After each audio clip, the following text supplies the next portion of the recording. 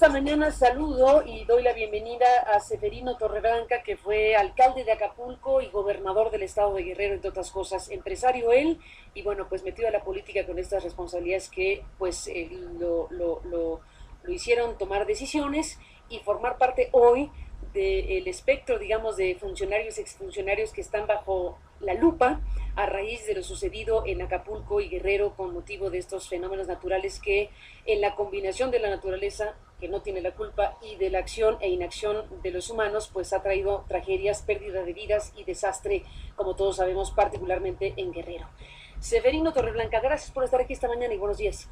Gracias, Carmen. El agradecido soy yo por darme esta oportunidad a usted y a su medio, a su empresa, de estar frente a su auditorio. Nos parece importante escucharlo, sobre todo dado que hay una fecha, que será el 20 de octubre, hemos dicho, una fecha donde el gobierno federal ha dicho que se van a dar conclusiones, que se pidió por parte de la Presidencia de la República frente al desastre ocurrido una investigación amplia, y entonces el secretario Ramírez Marín nos dijo hace algunos días que quien pidió la investigación, o sea Peña Nieto, le puso plazo para que el 20 de octubre tuvieran listas las conclusiones en tres aspectos: las causas de la inundación, o qué agravó la inundación, cuál es el daño de la inundación y cuáles son las responsabilidades, quiénes son los directamente relacionados o los que propiciaron o dieron lugar a estas causas, y van a presentar, ha dicho, una investigación completa de las autoridades que estuvieron involucradas, no solamente las empresas que también, sino las autoridades que pudieran estar involucradas en los tres niveles de gobierno, dijo Ramírez Marín.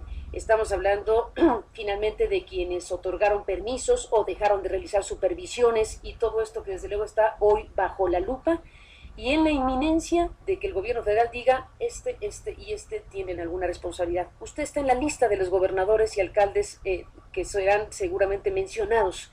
Casi se da por hecho que serán mencionados los alcaldes como René Juárez Cisneros, usted mismo en su momento, López Rosas, y bueno, pues los que estaban ahí tomando decisiones. Usted dice, yo quiero exponer ampliamente lo que yo sé, lo que yo tengo, los documentos que avalan mi dicho. Lo dejo libre y lo escuchamos. Carmen, le agradezco muchísimo esta extraordinaria oportunidad, que por cierto no es fácil que la tenga un exgobernador con mi estilo y con mi forma de poder dirigirse a la población y de manera objetiva hacer sus juicios. Parece que a veces somos juzgados en algunos medios de comunicación, nos llevan al patíbulo y se hacen conclusiones con premisas falsas sin siquiera tener el conocimiento real de lo que está pasando. Aquí usted sabe mejor que yo de esto. A veces se hace poco periodismo de investigación y simple y sencillamente se corre la voz y se llega a conclusiones. Yo iniciaría haciendo una reflexión, Carmen. ¿Por qué del 2001 al 2012? ¿Por qué nada más en ese periodo? ¿De Paulina para acá? No, pues el Paulín fue el 97. ¿Por el plan de desarrollo urbano? Bueno, hay planes de desarrollo urbano desde 1950 y antes en Acapulco. Hay que Entonces, recordar que la Junta Federal de Mejoras Materiales y la planeación del desarrollo recae en los municipios hasta 1982. Y antes la planeación tenía prácticamente la égida del gobierno de la República. primer cuestionamiento suyo, ¿por qué ese periodo? Sí, no lo entiendo. Pero bueno, será el periodo. ¿De acuerdo? Y qué bueno que se haga una investigación, y yo lo que vengo aquí no solamente es a defender, sino a aportar. Ojalá nos hubieran invitado a los alcaldes y a quienes gobernamos para que aportáramos nuestra verdad. ¿No los escucharon? Yo no, por eso estoy aquí con usted, porque solamente usted y otro medio impreso me han permitido hacer uso de la palabra, o me lo han solicitado, y lo hago con muchísimo gusto. Es una primera pregunta, y no trato de polemizarlo. Y me refiero, ¿por qué no debíamos de hablar de Acapulco? Porque Acapulco, hay que recordar, Carmen, que es un destino turístico no planeado estratégicamente como otros destinos, como le llaman, como fue el caso tal vez de Zihuatanejo, Ixtapa particularmente. Pero Acapulco no lo fue así. Acapulco nace en el año 1950, prácticamente a su vida turística. Y desde 1982, que existe el primer plan director de desarrollo urbano del puerto de Acapulco, cuando se le da la facultad a los ayuntamientos, es un plano del 80, pero que en 1982 se le da la facultad a través del 115 constitucional, que no lo tenían. Usted recordará que los ayuntamientos no operaban las policías de tránsito, no cobraban algunas cosas, y el 115 viene a darle una serie de facultades a los ayuntamientos. Entonces, a partir de entonces, desde ese entonces se decide que la zona de crecimiento del puerto de Acapulco es la zona del Cayaco, Llano Largo, y la zona que estamos hoy discutiendo. Desde entonces es una falsedad, en primer término, y lo niego categóricamente, que en 1998, publicado en 2001, haya nacido el cambio de uso de suelo. Es falso de toda falsedad. Y basta que chequen los documentos. Además, no solamente es mi dicho, Carmen. Estamos mostrando en la pantalla parte de estos documentos de los cuales usted está hablando y que nos hizo favor de traer para quien nos quiera consultar. Los vamos a subir al sitio de Aristegui Noticias y usted va hablando y en la pantalla de Canal 52 se va presentando precisamente el recorrido histórico que usted está haciendo. Por cierto, Carmen, es conveniente señalarle a la población, yo no vengo a dar una clase, no soy ni experto, no tengo de profesión arquitecto y menos urbanista, soy un ex contador público, digo yo, y aspirante a político y un ciudadano común y corriente. Pero cualquier ciudadano puede ir al registro público de la propiedad. Existe el Fideicomiso Acapulco, que ahora es un organismo público descentralizado, donde pueden consultar los planos y pueden corroborar y constatar lo que está diciendo Seferino Torreblanca. El siguiente plan de desarrollo es de 1988.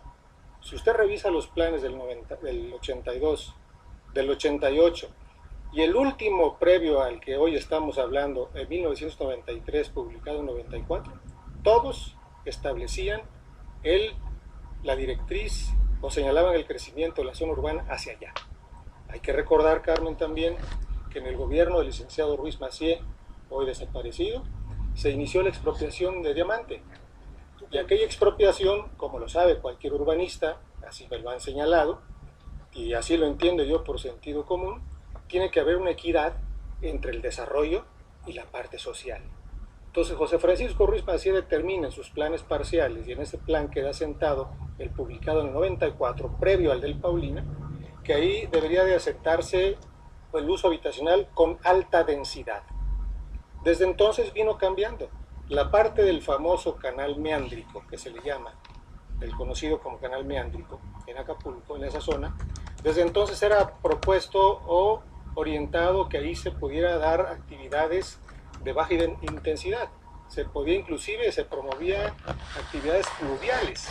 Si usted se lo puede recordar, pues que un Acapulco una maravilla. Si vemos las fotos de 1949-50, veamos qué maravilla de Acapulco, ¿no? Como lo estamos mostrando en este momento. Entonces, para que se diera la equidad, se piensa, bueno, voy a generar desarrollo turístico, voy a generar crecimiento, donde voy a asentar a las personas que van a colaborar y trabajar para esa zona. Entonces nace la colonia Luis Donaldo Colosio, donde está asentado un gran número de población. Muy dañada en este último tramo. Sí, y que yo creo que no tiene que ver nada con que haya sido construida ahí. Lo que pasa es que lo que vengo a platicar posteriormente a ello, en ese último plan llega el fenómeno que nos hizo a los acapulqueños movernos y que nos hizo cambiar nuestra mentalidad en relación a la planeación del desarrollo. Se da el fenómeno en octubre de 1997 con el Paulín, con las consecuencias ya platicadas, conocido mejor como el Paulina, y a partir de ahí se da una gran participación de la sociedad. Yo creo que ejemplar, Carmen. Unas organizaciones intermedias, la sociedad en su conjunto, que concurren y le piden al gobierno de la República, entonces con el presidente Zedillo, que se dé un espacio para discutir la planeación y el desarrollo armónico del puerto de Acapulco. ¿Esto cuándo se termina? Esto se dice fácil hoy como se lo platico, pero se crea inclusive el gobierno del estado, crea un consejo de desarrollo urbano, se crean mesas de trabajo en los comités ciudadanos, 9 de ellas especializadas, se obtienen recursos del fideicomiso que el gobierno de la República, que encabezaba el presidente Ernesto Zedillo, en un fideicomiso 1981, que se aportan dineros para la reconstrucción de Acapulco, que por cierto, Carmen, debo decir, gracias al presidente Zedillo, y no soy panegirística de él, vengo a hacer apología de él, no le pasó nada al anfiteatro de Acapulco ahora, con la cantidad de agua que cayó. ¿Por qué? Porque se hicieron obras de importancia, pero no es el caso platicarlo. de ahí se toman recursos. Bueno, sí, en el sentido de que ha habido obras específicas que evitaron cosas específicas y otras obras que debieron haberse hecho y que no se hicieron. Esa es la que vamos a platicar. Y que entonces sí estamos frente a la gran pregunta de lo que se hizo y de lo que no se hizo y de las consecuencias de eso, que es finalmente el tema. Sí, los recursos que se invirtieron principalmente son para hacer grandes obras importantes y ahí están las obras, los grandes canales, se hicieron, inclusive ustedes se acordarán o quienes están escuchando y viendo recordarán que Acapulco, enfrente del Papagayo, había un paso deprimido, que inclusive quedaron gentes desaparecidas y vehículos que arrastraron de las partes altas del puerto de Acapulco. Ahí inclusive fue tapado, fue cambiado y se integra otra vez Papagayo, digamos, con una playa que hoy es una playa muy visitada por propios y extraños. Entonces, de ese presupuesto, Carmen, que no es suficiente, obviamente, porque déjeme de adelantarle que todos los planes de desarrollo del país, no solamente el de Acapulco, podrán ser poemas al crecimiento y a la armonía o una carta de buenos propósitos si no tienen acompañados de recursos presupuestales, donde deben ocurrir los 3 órdenes de gobierno. Entonces el plan director se obtienen y se solicitan recursos de ese fideicomiso en 1981 y derivado de ello se contrata a una empresa que reúne los esfuerzos, como ya decía, de un buen número de ciudadanos, cámaras de comercio, organismos intermedios, gobierno de la República con sus dependencias, y queda plasmado en un plan director que hoy se le llama Plan Director de Desarrollo Urbano, cuando ya tiene categoría de zona metropolitana el puerto de Acapulco. Que es a partir de ahí que, según se entiende, el gobierno federal ha hecho una investigación del conjunto de cosas, como decíamos, que se hicieron y que no se hicieron. Déjeme dejar hasta aquí la conversación, ir una pausa y le propongo que a partir de la siguiente parte de la entrevista empecemos a hablar precisamente de ese 2001, de ese plan director, de lo que fue ocurriendo y de las cosas que tiene que decir. Volvemos después de la pausa.